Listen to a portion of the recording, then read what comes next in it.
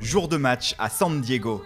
C'est le début du premier championnat professionnel de rugby aux États-Unis.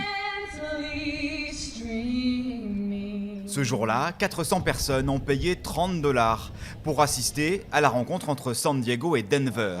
Des curieux, des connaisseurs et des passionnés.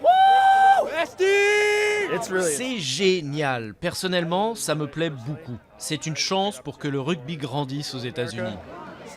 Si tu regardes bien, la plupart des joueurs sont américains et leur niveau est assez bon, bien meilleur qu'il y a 10 ans quand je me suis installé ici.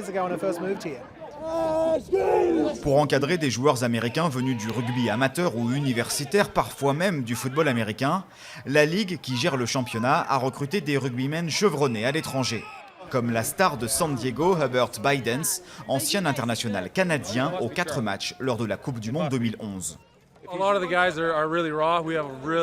La plupart des gars sont des athlètes au talent brut, qui ne connaissent peut-être pas aussi bien le rugby qu'ailleurs, mais je pense qu'après 12 matchs et en s'entraînant chaque jour, ça ira mieux.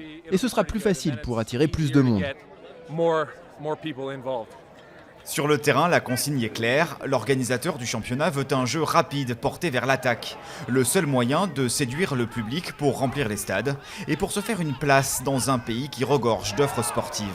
Il faut habituer le public à venir dans les matchs. Et le public viendra uniquement c'est du spectacle. On est vraiment dans les sports américains. C'est pas le spectacle, les gens ne viendront pas. Aux abords du stade, les filles de l'équipe américaine de rugby à 7 nouvelles disciplines olympiques sont elles aussi mobilisées.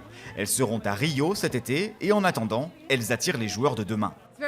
C'est très important de signer des autographes pour les enfants. Le rugby grandit ici.